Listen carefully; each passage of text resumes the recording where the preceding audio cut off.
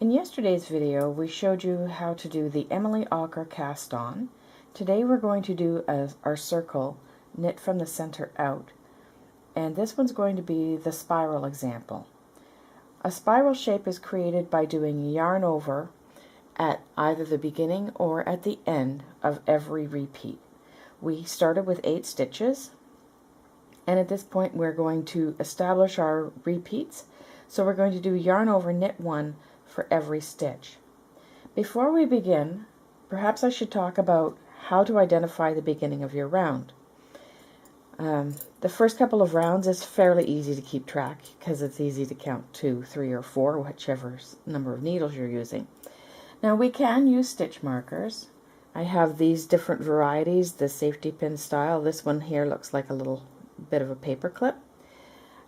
But for circular knitting and just to keep things a little less cluttered, I like to put my yarn tail to use. So I find where I knit the last stitch on my round, and I bring my yarn tail forward. So now it's at the front of my work, and I can easily see the difference between these 2 stitches and this one that has the yarn tail now coming out of it. So that will flag for me for the next few rounds that I've come to the end of my round. Continuing on, we're doing a yarn over, knit 1. Now, by doing this, we're going to send our stitches into a curve it's going to look like a curve to the right.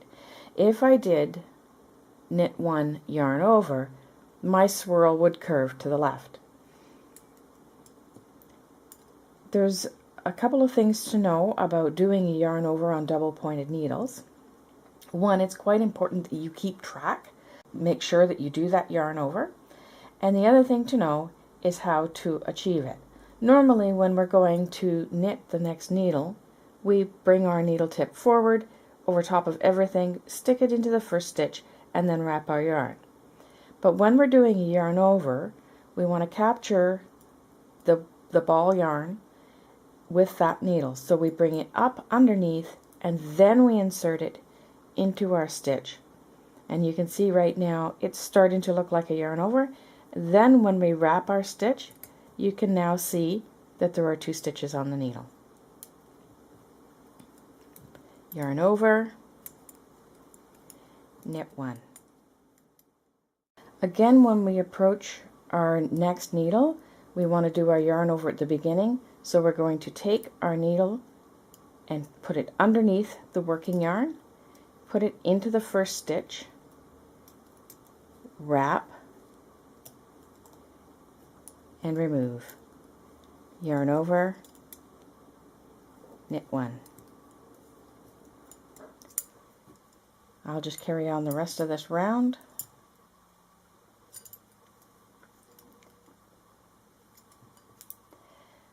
Put my needle underneath the yarn, into the first stitch from behind the last needle, knit 1, yarn over, knit 1.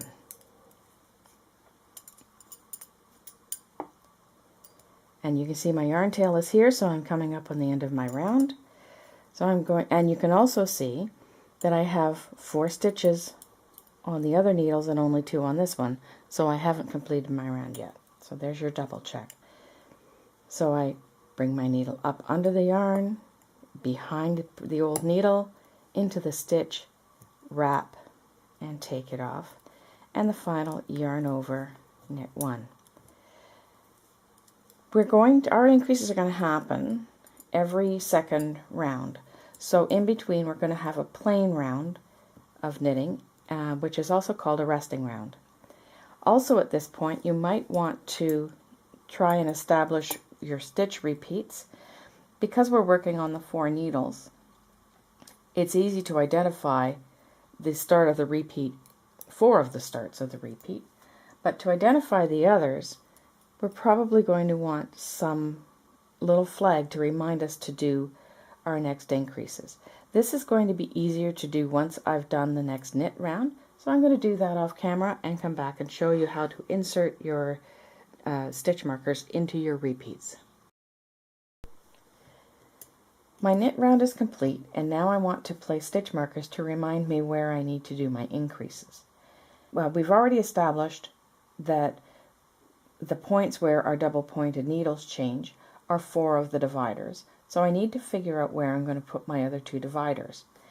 I could put them directly on the needle by working the first couple of stitches, closing my safety pin marker, and then slipping it onto the needle. But sometimes that gets in the way of the knitting, and when the increases are yarn overs, sometimes the stitch marker slips in around and gets a little wobbly under the yarn over, and it can be hard to see. So what I'm going to do in this case is I'm going to put my stitch marker right in between the repeat. The stitch in the middle is going to change because it's going to be a yarn over, and it's going to push the stitches to the right in this case. So what I want to do is I want to place my stitch marker so that it's going to be anchored in a place where I'll always be able to be sure that it's at the end of the repeat. And that place is right in between, right now, stitch 2 and 3.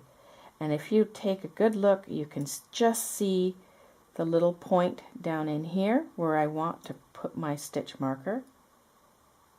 It goes in between that bar and it comes up here, and then I can just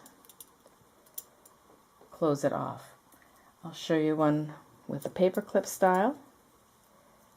You can see the bars in here. I want to go right in between those bars and then turn and come up beside that stitch. I'll mark the other 2 so again you can really see. I want to go right in between there. Oop, caught the wrong spot. I want to go right between there and down here.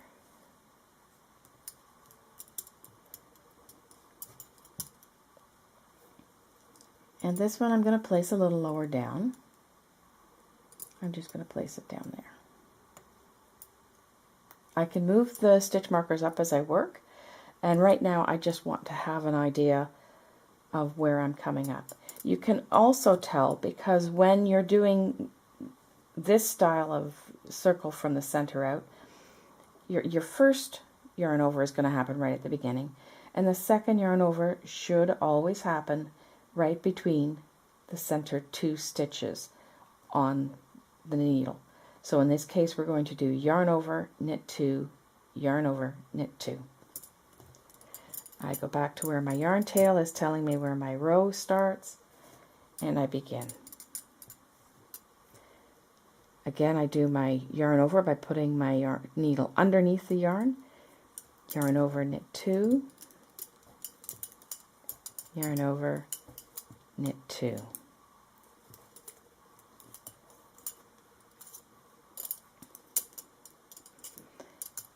And again, underneath, yarn over, knit 2, yarn over, knit 2. So we continue this round this way, and again we knit a resting round in between. So because you should now be getting comfortable with the yarn over and the manner of increasing, I'm going to sign off. I'm going to finish this round and knit the next round. Our second resting round is complete, and we're ready to do our third increase round, and it's going to be yarn over, knit 3. Again, we know this because we see 6 stitches on the needle. We want our middle increase to happen right in between stitches 3 and 4 as we're going to come to them, and we know that we're going to do our first yarn over here. So that leaves us with yarn over, knit 3, yarn over, knit 3. I'm going to do this round and then I'm going to complete the sample. Our increases are going to continue on as they have been. We started with yarn over, knit 1. Our next increase round was yarn over, knit 2. Now we're going to do yarn over, knit 3. So you're going to do an increase round and a resting round, and every time you do your increase round, you're going to increase the yarn over knit blank. The blank will be one more stitch than the last increase round. When we get to the outside edge of the sample, we're going to want to do something that's going to make our circle lay flat. Because we're doing stocking stitch, and we know stocking stitch tends to curl, we're going to need to do something that's going to make that edge lay flat. So after my last increase round, I'm going to turn my resting rounds into purl rounds, and what that will do is give me a few rounds of garter stitch on the outside edge that will just give a nice edge that will tame that stocking stitch down and prevent it from curling.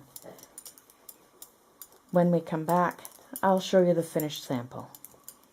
Here's our finished sample, and you can see, as I said, that our spiral is going to send it to the right. You can also see that we really have an octagon in that our sides are a little bit flat. You can make that a little more circular if you're blocking your piece just by pinning out in between the sides of the octagon to give it a little more of a circular arc. I knitted our sample doing our yarn over knit blank right up to this point where we had yarn over knit 7. And we continued our increases. You can see the yarn overs. We continued them right through our garter stitch border. And again, our garter stitch border was done by purling our resting rounds.